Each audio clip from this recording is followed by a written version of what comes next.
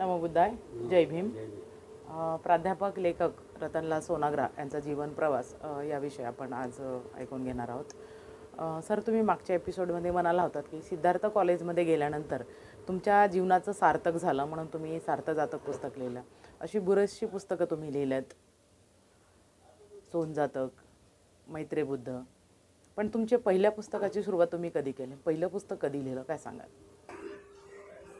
जेव्हा मी डॉक्टर बाबासाहेब आंबेडकर यांच्या संस्थेत मला नोकरी लागली, हा माझा आनंदाचा भाग होता की मला माझ्या योगक्षेमाची काही काळजी नाही. म्हणजे याचा अर्थ असा बघ, घरच्यासाठी जे मला काम करायचे ते मी करतो, ते मला मिळेल आणि याच्यामध्ये कुठले अडथळे येणार नाहीत. आणि दुसरी गोष्ट, माझ्या विचार स्वातंत्र्यावरती काही याच्यावर बंधनं येणार नाहीत.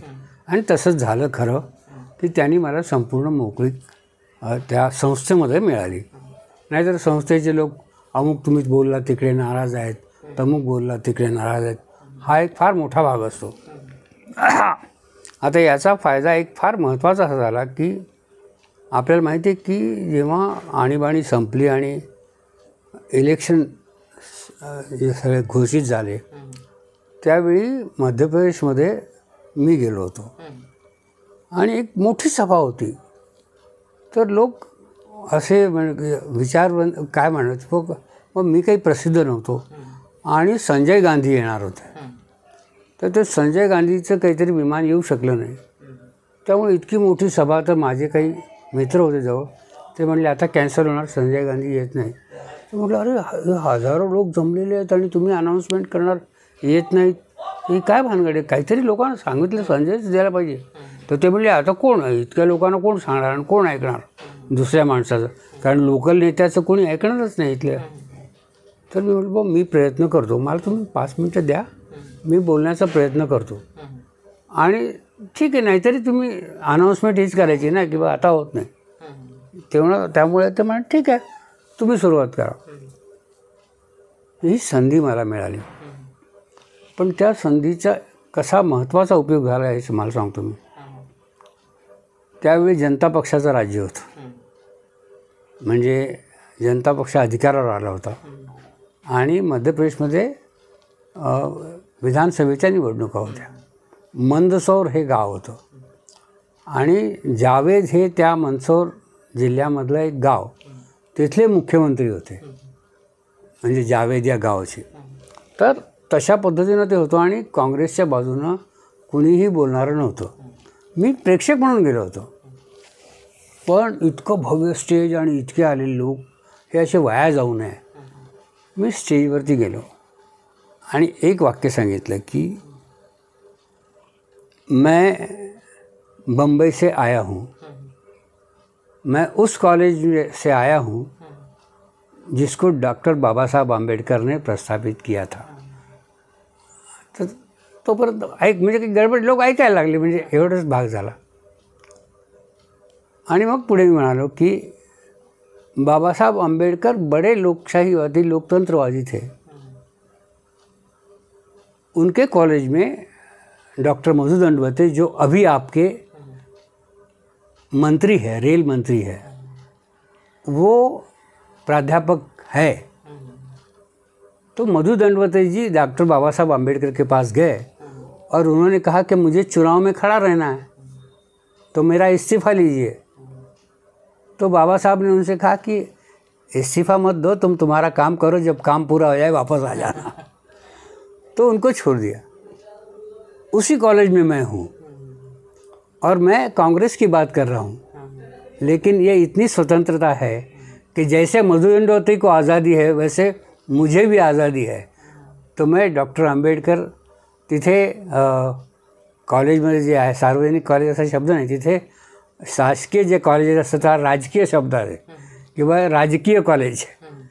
तर हमारा कॉलेज ये सहयोगी है, डॉक्टर आंबेडकर की पीपल्स एजुकेशन सोसाइटी का है. तो मैं चाहता हूँ कि आपसे कुछ बात करूँ. तर लोक ऐकायला लागले. ऐकायला लागल्यावरती मग मी माझं सगळं भाषण करून टाकलं तासभरचं आणि सगळी सभा जिंकली गेली. सगळे लोक चकित झाले, ते लोकही चकित झाले की हे कसं शक्य, इतके लाखो लोक आलेले, संजय गांधी येत नाही आणि अशा वेळी भाषणही झालं, सभाही झाली. पण याची शक्ती ही होती की डॉक्टर बाबासाहेब आंबेडकरच्या कॉलेजमध्ये मी आहे.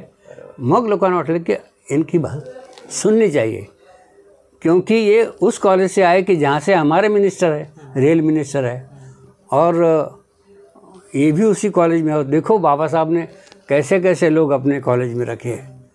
तर ही एक मोठी, म्हणजे हे सार्थजातक मी का म्हणालो की हे सांगून माझाही त्याच्यामध्ये, ज्याला आपण म्हणतो की लोकांच्या मनामध्ये विश्वास वाटत असे, तर हा बाबासाहेब आंबेडकरांच्या संस्थेचा एक मोठा भाग होता आणि त्यामुळे मी त्या कॉलेजमध्ये होतो. तर पहिली गोष्ट अशी की आता तुम्ही विचारलं की पहिलं पुस्तक माझं कधी निघालं, तर पहिलं पुस्तक हे खरं म्हणजे पहिल्यांदा वर्तमानपत्र मी काढलं होतं. हे तर झालं, हे 60 साली वर्तमानपत्र काढलं. त्यामुळे लिहिणं माझं चालू होतं, पण पुस्तकाच्या आकारामध्ये झालं केव्हा की जेव्हा मी ज्या कॉलेजमध्ये असताना विविध स्पर्धा होत असत, त्या स्पर्धेमध्ये मी भाग घेतला. ते हिंदी प्रचार सभेच्या काही स्पर्धा होत्या. त्या 3 स्तरीय होत्या की एक जिल्हा स्तरावर, मग राज्य स्तरावरती आणि शेवटची प्रांतीय स्तरावरती होऊन, म्हणजे कॉम्पिटिशन, स्पर्धा. एक प्रांत नाही, मग ज्या आले वेगवेगळ्या प्रांताचे असे एक, तर 3 चाळणीतून ती स्पर्धा झाली आणि त्या तिन्हीमध्ये वेगवेगळे विषय अचानक दिले जातात. एक्स्टेम्पोर स्पर्धा, उत्स्फूर्तवर. तर त्या एका स्पर्धेत मी पहिला आलो, मग पुढच्या सभेत दुसऱ्या चरणमध्ये पहिला आलो आणि तिसरी जी सभा झाली ती मुंबईला झाली आणि त्यामध्ये मला महात्मा गांधी हा विषय आला. उत्स्फूर्तपणे ते सगळं बोलायचं होतं, पण मला खूप असं त्या सगळ्या शेवटची जी सभा होती, तर मी म्हणालो की असं वाटतं की लोक कोणाला तरी नष्ट करून त्याचं तत्त्वज्ञान मारता येतं, तसं शक्य नाही. तर गांधीला 3 गोळ्या लागल्या. त्या 3 गोळ्या त्या 3 तत्वावर झाडल्या होत्या. सत्य, अहिंसा, प्रेम. ते एक एक गोळी त्याला झाडली, पण त्या एक एक गोळीतून पुढे हे विचार फुलत गेले. तर लोकांनी खूप प्रचंड टाळ्यांचा गळगळाट केला आणि त्यातही मला पहिलं प्राईज मिळालं. याची जी रक्कम मला मिळाली, म्हटलं आता काय करायचं, आपण जी भाषणं दिली आहेत ती तरी लोकांना कळली पाहिजे ना, कशामुळे बक्षीस मिळालं. तर आमचे एक प्रेसचे मित्र होते, ते हिंदू महासभेचे होते आणि हिंदू महासभा आणि आपल्याला माहिती की विचाराची भिन्नता किती भयंकर होती, पण त्यांचं माझ्यावरती फार प्रेम असं. तर ते म्हणाले, रे रतन आपण तुझं पुस्तक काढू. तर म्हटलं, हे बा माझ्याकडे 400 रुपये आहेत, हे बक्षीस मला मिळालेलं आहे, एवढे मी ठेवतो आणि आता काय करायचं ते तुम्ही करा, बाकी ते माझी भाषणं मी लिहून काढतो. आणि मग जी माझी भाषणं होती, महत्त्वाची भाषणं, ती 5 भाषणं मी एकत्रित केली आणि ती त्यांना दिली. मुंबईला आमचे मित्र एक आर्टिस्ट विटणकर, त्यांचे बंधू होते, त्यांना भेटायला मी आलो. त्यांचे एक मित्र होते शंकर खंडागळे म्हणून, तर ते ज्याला आपण म्हणतो की ते चित्रकार होते.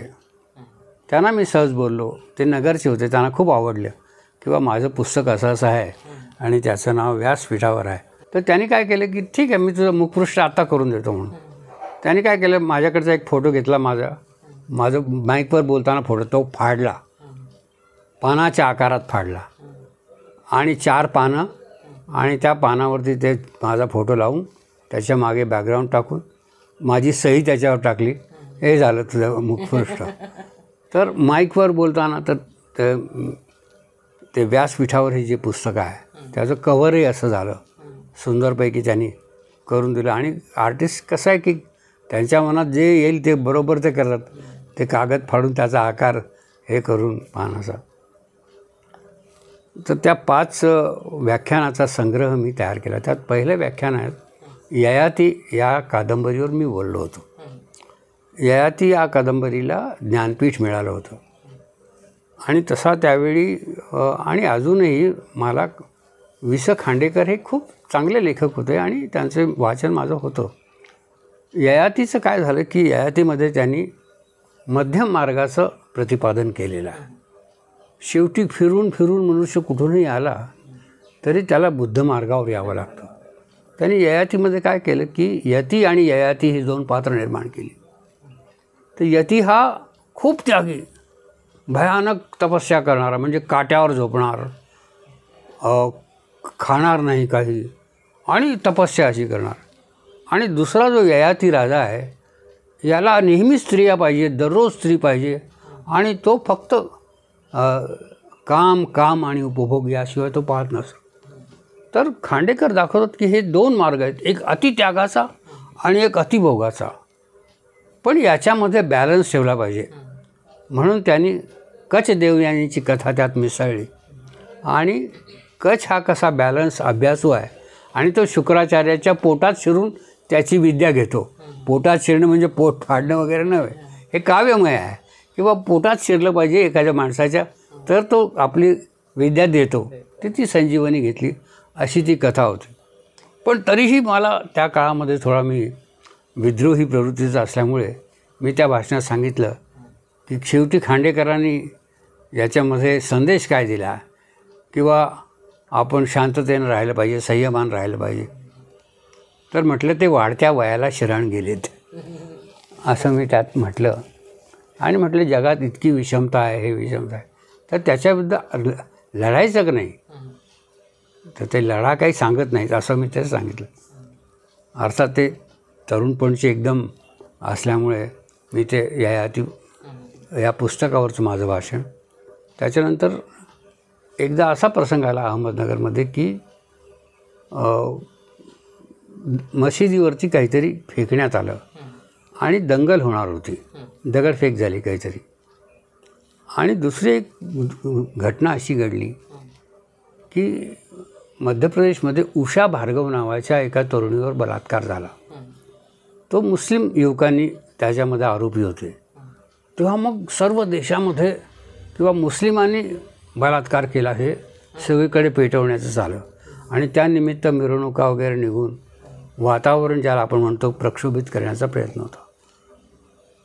तर आता मला हे सगळं कल्पना असल्यामुळे मी त्याच्याबद्दल एक जाहीर सभा घेतली आणि भाषण दिलं होतं की धर्म कशा करता. तर ते खूप महत्त्वाचं भाषण गाजलं आणि ती नगरमध्ये दंगल झाली नाही. त्याचं धर्म कशा करता एक भाषण होतं. आणि त्याच्यानंतर मी काही वक्त्यांची भाषणं ऐकली होती आणि भाषण कसं करावं याच्याबद्दलचं एक माझं व्याख्यान होतं. कारण लोक विचारायचे कसं तुम्ही करता, काय करता, तर तसं मी काही करत नव्हतो. म्हणजे मी कधीही अशी लिहून पाठ करून कधी भाषणं केली नाही. तर ते विचारायचे, तर मग म्हणून मी कसे बोलावे असं एक लिहिलं. अशा प्रकारे 5 व्याख्यानाचं मी संग्रह केला. त्या व्याख्यानाच्या संग्रहामध्ये मी कुणाकुणाची भाषणं ऐकली, मला कुणाची भाषणं आवडली, नेहरू कसं बोलतात, अटल बिहारी कसं बोलतात, त्याचप्रमाणे नाना पाटील कसं बोलतात, कॉम्रेड डांगे कसं बोलतात, विविध लोकांची शैली काय, त्यांची शक्ती काय, हे मी त्याच्यात सांगितलं होतं. आणि मग ते व्यासपीठावर, म्हणजे भाषणाचा संग्रह असल्यामुळे व्यासपीठावर हे त्याला नाव देऊन ते मी प्रकाशित केलं.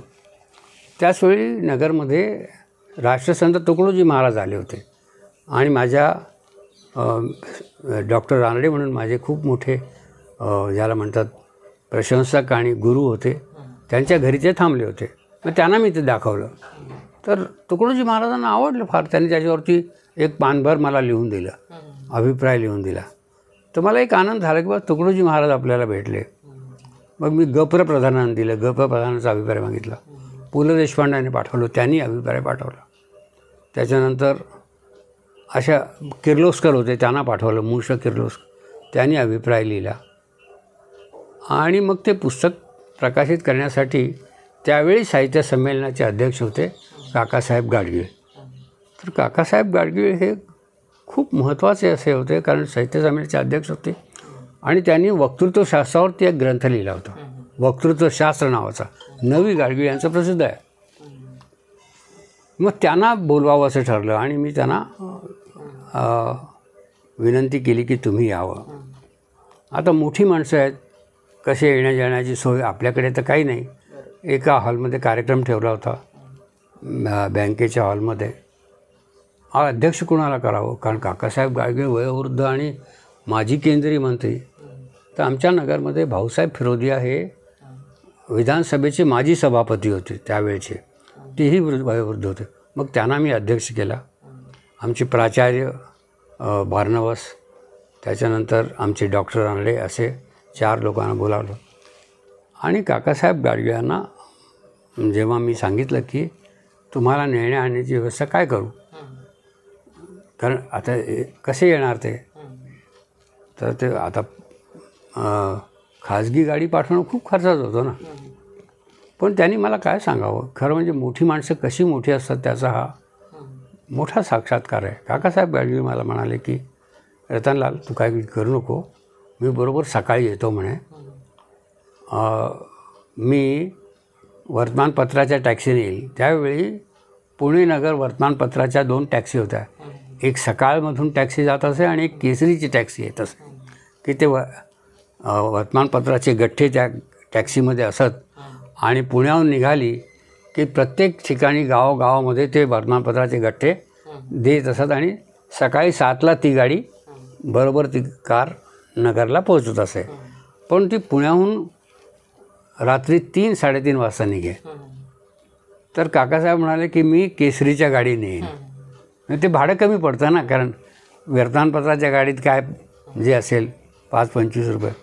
तर ते रात्री 3 वाजता केसरी वाड्यात गेले आणि त्या वर्तमानपत्राच्या गाडीत बसले. ती कार होती, पण सगळे गठ्ठे वर्तमानपत्राचे मागे पुढे. मग पहिलं गाव आलं की टाक वर्तमानपत्र, असं करत करीत. आता मला माहीत नाही ना, पण ते सकाळी 7 वाजता बरोबर ST स्टँडवरती पोचली ती गाडी. मी त्यांना घ्यायला गेलो. जवळच डॉक्टर आरणेचं घर होतं, त्यांच्याकडे चहा वगैरे झाला त्यांचा.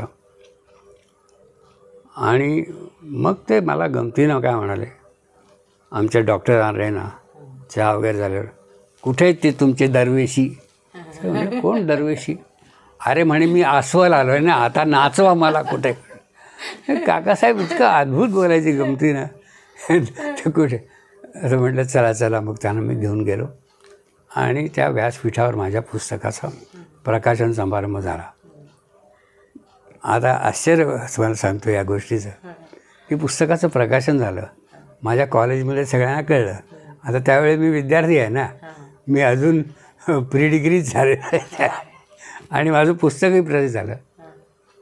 तर बरेच प्राध्यापकांना, जे आमचे मित्र होते म्हणजे आडकर वगैरे गुरुजी, त्यांना आनंद झाला. पण काही माणसं फारच म्हणजे काय म्हणतात की वेगळी हुशार होती. एक जोशी म्हणून संस्कृतचे प्राध्यापक होते, त्यांना मी ते दिलं पुस्तक.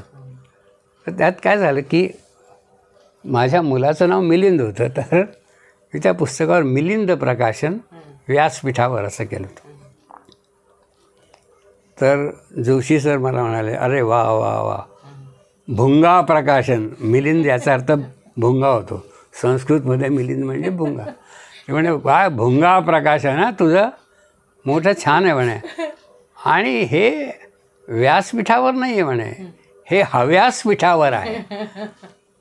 म्हणजे खरोखर मला एका अर्थानं त्यांचं बौद्धिक याचा कसरतीचा काय म्हणतात त्याला बरंही वाटलं.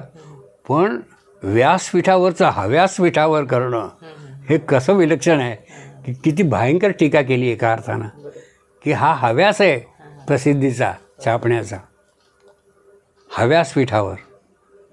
पण ते माझं पहिलं पुस्तक खूप चांगल्या पद्धतीनं प्रकाशनाचा कार्यक्रम झाला. मी त्याची किंमत त्यावेळेची 1 रुपया होती. तर काही मोठमोठ्या लोकांना भेट द्यायला गेलो. तर मी तुम्हाला सांगितलं की माझे जे छापणारे मित्र होते ते तांबोळी म्हणून जे हिंदू महासभेचे होते, आणि नगरमध्ये हिंदू महासभेचे फक्त 3 लोक होते. एक अध्यक्ष गोपाळराव गायकवाडी, एक तांबोळी, आणि दुसरे एक आता त्यांचं आडनाव मला आठवत नाही, पण एकच गृहस्थ होते, लोहार होते ते. हे 3 लोक होते. एकदा यांचा मोर्चा निघाला, पण 3 लोकांचा मोर्चा निघाला, इतके ते भारी होते. तर मी पुस्तक द्यायला गोपाळराव गायकवाड अध्यक्ष नाही दिलं की हे पुस्तक भेट घ्या.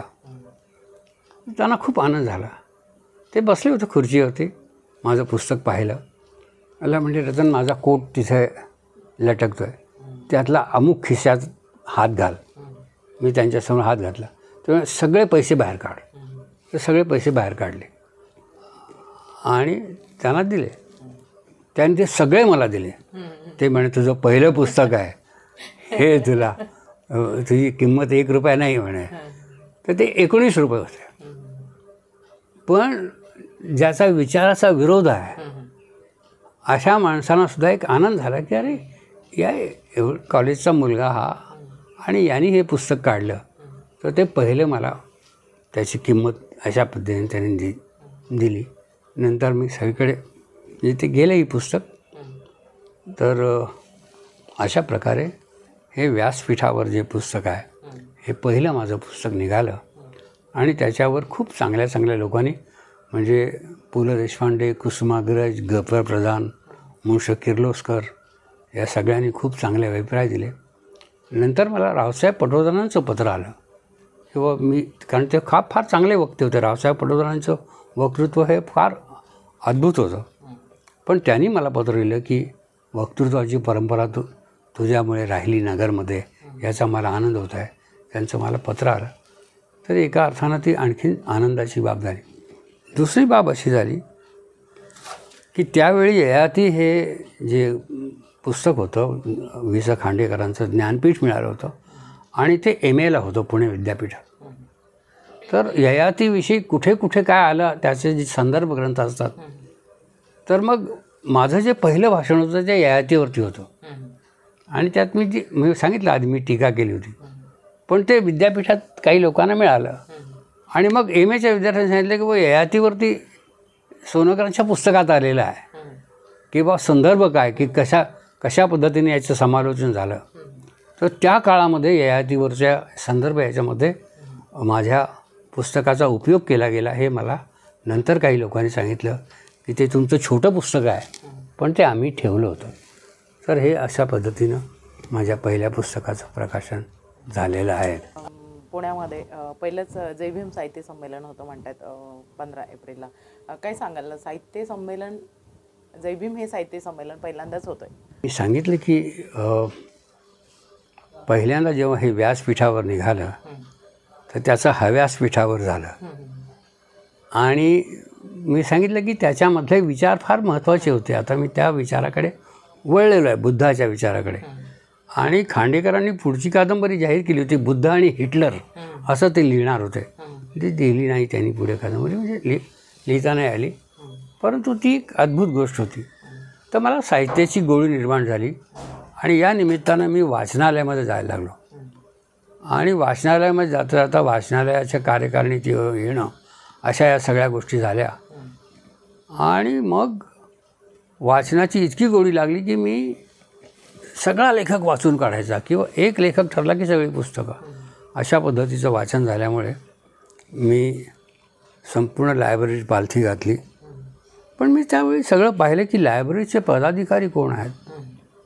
तर वाचनालयामध्ये 20 कार्यकारिणीचे सदस्य, त्यापैकी 19 हे उच्चवर्णीय. आता ज्यांची आडनावंसुद्धा जर आपण कळली की ते असं कळतं की बघ ती मांडवी आहे. त्यामुळे वाचनालयात कोणीच निवडून येऊ शकत नसे. बरं, सदस्यही तेच, सदस्य तेच, वाचणारे तेच, लिहिणारे तेच. मी एक अचानक दुसऱ्या ठिकाणाहून आलेला मनुष्य त्यांच्यामध्ये संमिलित झालो. फक्त मला वाचनाची आणि बोलण्याची गोडी आणि हौस असल्यामुळे झालो. तर मी फार गमतीनं म्हणायचो की एखाद्या वेळी पंतप्रधानाची निवडणूक सोपी आहे, पण जिल्हा वाचनालयाची निवडणूक फार अवघड आहे. याचं कारण तिथे दुसरे कोणीच नाही ना. आणि कसं, आणि दुसरा एक असा भाग होता की माझ्या वर्णामुळे आणि बोलण्यामुळे काहींचा गैरसमज झाला की मी देखील त्यांच्यातीलच आहे. मला इतके दिवस जे त्याला म्हणतात त्याला फुटिंग मिळत होतं याचं कारण असं की बुवा सोनोग्रा हे रानडेंच्या बरोबर आहेत आणि सोनोग्रा हे असे चांगले दिसतात, ते काही दलित वाटत नाहीत. कारण मी जेव्हा निवडणुकीला उभं राहिलो तर बाम भारस्कर माझ्या विरोधी उमेदवार होते. तर त्यांनी रिटर्निंग ऑफिसरला काय म्हणावं, साहेब यांच्याकडे पहा बरं, हे वाटतात का दलित? म्हणजे तुम्ही याचा फॉर्म भरू नका इतकं. म्हणजे त्यांना असं वाटायचं की हे काही दुसरे नाहीत. पण जेव्हा कळलं की अरे हे तर तमुक आहेत, तर मग मात्र त्यांची फार काय म्हणतात त्याला अस्वस्थता वाढली आणि सगळ्या गोष्टीची कारस्थानं सुरू होत असतात. मग ते एकदा तो काही भाग नाही. पण ह्या सगळ्या याच्यामुळे नगरला एकदा पहिलं दलित बौद्ध साहित्य संमेलन भरलं आणि ते नगरपालिकेच्या सभागृहात होतं. तर ते पहिलं दलित साहित्य संमेलन जे भरलं त्याच्यामध्ये कुसुमाग्रज आले होते, कर्मवीर दादासाहेब गायकवाड होते, घनश्याम तळवटकर होते आणि रावसाहेब कसबे होते. रावसाहेब कसबे त्यावेळी कॉलेजमध्ये होते, अगदी तरुण होते आणि थोडे मला ज्युनियर आहेत. त्यांचा मला चांगला पत्रव्यवहार आहे, खूप चांगल्या पद्धतीनं माझं प्रेम होतं त्यांच्यावरती. मी दरवेळी लिहित असे त्यांना, तेही लिहित असत मला. तर रावसाहेब कसबे हे स्वागताध्यक्ष होते, अगदी तरुण वयात. आणि स्वागताध्यक्ष खूप चांगल्या पद्धतीने ते बोलले. पण सगळ्यात महत्त्वाचं म्हणजे दलित साहित्याची एखादी संघटना असावी आणि तिनं संमेलनं घ्यावी हे सुरू झालं होतं. तर भाऊसाहेब अडसूळ आणि आप्पासाहेब रणपिसे या नावाच्या 2 मुंबईच्या कार्यकर्त्यांनी, ते खूप बाबासाहेबांचे एकनिष्ठ लोक होते आणि त्यांनी विचार केला की बाबासाहेब आता तुम्ही साहित्यात आम्ही काय करावं. तर बाबासाहेब म्हणले जुन्या साहित्याचं जतन केलं पाहिजे आणि आपण आपल्या पद्धतीनं आपल्या लोकांच्या सुखदुःख मांडली पाहिजे. तर या प्रेरणेनं त्यांनी ते काम सुरू केलं होतं. त्याचं पहिलं दलित साहित्य संमेलन हे 58 साली भरलं आणि आचार्य अत्रे त्याचे उद्घाटक होते, पण ते जाऊ शकले नाहीत. त्यांनी अण्णाभाऊंचं नाव सुचवलं आणि काही लोकांनी मग अण्णाभाऊंना गाठून त्यांना स्वागताध्यक्ष केलं, प्रमुख पाहुणे उद्घाटक म्हणून केलं. आणि त्यावेळी अण्णाभाऊंनी खूप सुंदर भाषण दिलं. आपल्याला माहिती आहे की ते जे प्रख्यात त्यांचं भाष्य आहे की पृथ्वी ही शेषाच्या मस्तकावर नसून श्रमिकांच्या तळहातावर आहे, हे वाक्य त्यांनी त्या संमेलनामध्ये म्हटलं. आणि संमेलनामध्ये वेगळ्या साहित्याची व्याख्या केली. ते म्हणाले सगळं साहित्य जे आहे हे काय आहे की एकाच समाजाचं आहे. लिहिणारे तेच, बोलणारे तेच, वाचणारे तेच, छापणारे तेच, कौतुक करणारे तेच. आपली सुखदुःख कुणी मांडली आणि मग त्यांनी ती सगळी आपल्या कथेतून मांडली होती.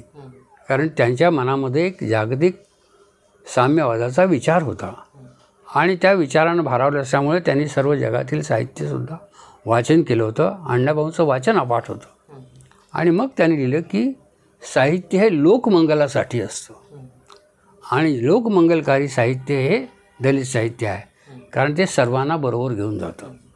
तर असं त्यांनी त्या काळात म्हटलं. यापुढे जेव्हा मी दलित बौद्ध साहित्य संमेलनाचं वृत्तांत माझ्या वर्तमानपत्रात लिहिला, त्यावेळी लोकयुग नावाचं माझं साप्ताहिक होतं. त्यामध्ये मी एक पानभर सगळं लिहिलं, याची व्याख्या केली.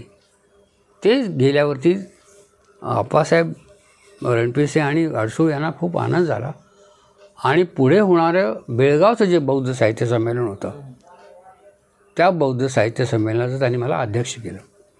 आणि त्यावेळी मी नुकताच कॉलेजमध्ये जायला लागलो होतो, म्हणजे प्राध्यापक झालो होतो, 1 वर्ष झालं आणि मी बेळगावच्या साहित्य संमेलनाचा अध्यक्ष झालो आणि दलित साहित्याची व्याख्या तिथे मांडली. पुढे असं झालं की दलित साहित्य खूप पसरलं, खूप ठिकाणी येऊ लागलं. दलित साहित्य भारतामध्ये प्रसिद्ध झालं, कारण आधी महाराष्ट्रात सुरू झालं आणि मग ते भारतभर सुरू झालं. दिल्लीमध्ये दलित साहित्य अकादमी आहे आणि ती दरवर्षी मोठा कार्यक्रम करते, असा त्याचा विस्तार झाला. पण होता आपल्या मंडळींना असं वाटू लागलं की शेवटी आपण दलित का, आणि दलित शब्दाबद्दल आता बाकीच्या लोकांना कसं वाटतं की आम्हाला जातीनं एक येण्यापेक्षा दलित शब्दाखाली एक होणं सोपं आहे. म्हणून त्यांना तो हिमतीचा शब्द वाटतो. पण आपल्याला तो एका अर्थानं तुम्ही दलित आहात म्हणजे तुम्हाला परत ते शूद्रत्वाकडे नेत असतं. त्यामुळे आपल्याला त्याच्याबद्दल खंत वाटायला लागली. मग असा विचार आला की दलित शब्द हे काय करायचं. आणि मग वेगळी आंबेडकर साहित्य संमेलन, फुले साहित्य संमेलन असं सुरू झालं. पण त्यातही खूप विचार असा सुरू झाला की हे दलितत्व काय करायचं. आणि मग मी पहिल्यांदा सांगितलं की ऐका, कारण बाकीचे लोक टीका करायला लागले की साहित्य कधी दलित असतं का, साहित्य हे साहित्यच असतं. हे बरोबर आहे, साहित्य हे साहित्य असतं. पण ज्यांच्यामध्ये आमच्या जीवनाचा पत्ताच नाही ते साहित्य आम्हाला कसं वाटणार. ज्यांच्यामध्ये तुम्ही सामान्याच्या दुःखाचा काही पत्ता नाही तो कसं आम्हाला वाटणार. तर म्हटलं हे बरोबर आहे. तर मी त्यांना उत्तर असं दिलं की दलितत्व ही मिरवण्याची गोष्ट नाही, तर ही मिटवण्याची गोष्ट आहे. आम्ही काही दलितत्व मिरवत नाही, संपवायचं आहे आम्हाला. पण ते संपवण्या अगोदर या सगळ्या गोष्टी चाललेल्या आहेत. मग अचानक असा विचार आला की बाबासाहेबांनी आपलं पहिलं वर्तमानपत्र जे मूक नायक सुरू केलं होतं. पण आता आपण मूक राहिलो नाहीत, आपण प्रबुद्ध नायक झालेलो आहोत. आणि दुसरी गोष्ट जास्तच बोलायला लागलेलो आहोत. मी पुढे म्हटलं आम्ही प्रक्षुब्ध आहोत, नुसते प्रबुद्ध नाही प्रक्षुब्ध आहोत. आणि पुढे मग मी म्हणालो की दुसरं वर्तमानपत्र होतं बाबासाहेबांचं, बहिष्कृत भारत. पण तेही बंद पडलं आणि शेवटचं जे वर्तमानपत्र बाबासाहेबांचं आहे ते प्रबुद्ध भारत आहे. तर बाबासाहेबांची महायात्रा कशी आहे, मूक नायक ते प्रबुद्ध नायक, बहिष्कृत भारत ते प्रबुद्ध भारत. मग हा प्रबुद्ध शब्द फार महत्त्वाचा वाटला. मग म्हटलं आपलं साहित्य प्रबुद्ध साहित्य संमेलन. आणि मग प्रबुद्ध साहित्य संमेलन पहिलं हे देहू रोडला आम्ही घेतलं. टेक्सास गायकवाड यांनी सगळी त्याची रचना केली आणि पहिला अध्यक्ष प्रबुद्ध साहित्य संमेलनाचं मला मिळालं. तर काय झालं की प्रत्येक गोष्टीची सुरुवात होताना मला त्यात भूमिका मिळाली. त्याच्यानंतर खूप पुस्तकं लिहिली गेली माझ्याकडून, वेगवेगळ्या विषयावर लिहिली गेली. आणि ती लिहिलं असं की बाबासाहेबांच्या जीवनावरती सगळ्या गोष्टी झाल्या पाहिजे. चित्रपट आलं पाहिजे, महाकाव्य आलं पाहिजे, कविता आल्या पाहिजेत, मिथ्स आले पाहिजेत. कारण आपला महापुरुष आहे आणि त्याचं जे जे काही करता येईल ते आपण केलं पाहिजे. तेव्हा अनेक गोष्टीतून तुम्ही ते लिहा बाबासाहेबावर. नाटकं लिहिली पाहिजेत, जे जे काही साहित्य प्रकार ते सगळे आले पाहिजेत. आणि त्यामध्ये मग मी वेगवेगळ्या प्रकाराची साहित्य लिहिलं. वेगवेगळ्या बाबासाहेबांच्यावरती चित्रपट, कथा, ज्याला डॉक्युमेंटरी असं जवळजवळ लिहिलं. आणि आता खूप चांगल्या पद्धतीनं प्रबुद्ध साहित्य संमेलनाचा विचार केला. गुजरातचे माजी न्यायमूर्ती जस्टिस भैरवी आम्हाला दिल्लीत भेटले आणि ते म्हणाले की अहो काय करायचं, आम्ही दलित पॅन्थर तिथे काढलं, पण दलित साहित्य कसं काय काढायचं. गुजरातीमध्ये लोक काय दलित का साहित्य क्या होता है. तर मग मी म्हणालो नाही सर, आता आम्ही नवीन शब्द केला आहे, आम्ही प्रबुद्ध साहित्य केलं आहे, दलित रंगभूमीला प्रबुद्ध रंगभूमी केलं आहे. तर ते फार खुश झाले. त्यांनी रातोरात फोन केला गुजरातच्या आपल्या कार्यालयात की उद्यापासून आपलं तिथं प्रबुद्ध साहित्य करून टाका. आणि मग ते प्रबुद्ध साहित्य संमेलन, तर आता प्रबुद्ध साहित्य संमेलन, बुद्ध साहित्य संमेलन होतं आहे. दलितत्व हे आम्ही हळूहळू कमी केलं आहे. आणि बाबासाहेबांच्या शताब्दीला दलित हा शब्द आम्ही काढून टाकला आणि दलित रंगभूमीच्या ऐवजी प्रबुद्ध रंगभूमी, दलित साहित्याच्या ऐवजी प्रबुद्ध साहित्य असं सुरू केलं. ती ही वाटचाल चालू असताना अचानक आता मला कळलं की आपल्या काही मंडळीनं जय भीम साहित्य संमेलन घेतलं आहे. आणि त्यांनी मला सांगितलं की बाबा तुम्ही याच्या उद्घाटनाला याल काय. तर म्हटलं येईन. कारण आता माझा तो स्वभाव आहे की बाबा आपले विचार आपण सांगायला कुठेही जाऊ शकतो. फक्त काही जे मंच आहे ते मी सोडून देतो. कारण जी विरोधक मंडळी आहेत ती एकदा तुम्हाला तुमच्या व्यासपीठावर नेतात, त्यांच्या व्यासपीठावर नेलं की तुमची बदनामी करतात. हेही आमच्याकडे आले होते. मग ते समरसता साहित्य संमेलनात गंगाधर पानतावणेंना बोलावलं. पानतावणे खूप तसे प्रखर आंबेडकरवादी, पण ते तिथे गेले नुसते. त्यांनी काही त्यांचा विचार घेतला नाही. पण तरी मग त्यांना आपल्या लोकांनी बहिष्कृत केलं की हे समरसतेमध्ये जाऊन आलेले आहेत. तर मी ह्या गोष्टी टाळत असतो. मी म्हटलं बघ तुम्ही जय भीम साहित्य संमेलन घेतलं आहे, ठीक आहे मी येईन. मग त्यांनी मला अध्यक्ष म्हणूनच तिचं नाव घालून टाकलं. तर आता पहिलं जय भीम साहित्य संमेलन देखील माझ्या अध्यक्षतेखाली होतं. आणि मग मी सांगितलं की बघ जय भीम काय आहे. कारण बाबासाहेबांच्याबद्दल जे पुस्तक मी लिहिलं त्याचं शीर्षक आहे निखाऱ्यावर भाजलेल्या माझ्या मुलांनो. आणि निखाऱ्यावर भाजलेल्या माझ्या मुलांनो हे मी का दिलं तर याचं कारण असं होतं की बाबासाहेबांनी एक उपमा दिली होती सांगताना लोकांना की माझे कार्यकर्ते कसे पाहिजे. ते असं म्हणाले होते की ग्रीसमध्ये डिमेटर नावाची एक देवता आहे. तर मूल जन्मल्यावरती ती त्याला निखाऱ्यावर भाजून काढते. भाजून काढते म्हणजे निखाऱ्यावर ठेवते म्हणजे असं त्याच्यावरती ते ठेवतात आणि त्याला त्याची उष्णता देतात. त्यामुळे पुढे जितकी संकटं येतील त्याच्यावरती त्या संकटावरती ती मात करतात. तर बाबासाहेब म्हणाले की मी माझे कार्यकर्ते असे निखाऱ्यावर भाजून काढलेले आहेत की जी सगळ्या संकटावर मात करतील. आणि मग मी हे नाव माझ्या पुस्तकाला दिलं. तर त्या पुस्तकावरती अभिप्राय देताना माझे एक मित्र डॉक्टर मनसरकर आहे त्यांनी खूप सुंदर लिहिलं की निखाऱ्यावर माझ्या भाजलेल्या माझ्या मुलांनो हे पुस्तक हे आगळं वेगळं आहे. एक अळंग भाषा वापरून बाबासाहेबांचं आत्मकथन हे सोनग्राने लिहिलं. ती त्यांची आस्था, आरती, श्रद्धा, निष्ठा जे जे काही शब्द ते सगळे वापरले. आणि हे निखाऱ्यावर भाजलेल्या माझ्या मुलांनो हा त्यांचा ग्रंथ आहे. तर त्याचं मी हिंदी भाषांतर जेव्हा केलं त्याचं केलं विधी विधान से संविधान तक. हे आणखीन महत्त्वाचं होतं. हे पुस्तक जेव्हा अटल बिहारी वाजपेयींनी पाहिलं हे वाक्य जेव्हा ऐकलं तेव्हा त्यांनी स्टेजवरून सांगितलं की विधी विधान से संविधान तक ये बात रतनलाल जी की बात सुनो. आणि या शब्दावर खरं म्हणजे ते फारच महान होते. कारण ते स्वतःच सांगू शकले असते की हे माझं आहे. पण त्यांनी माझं नाव घेतलं, माझं कोट केलं की नाही हे रतनलाल सोनग्राचं आहे.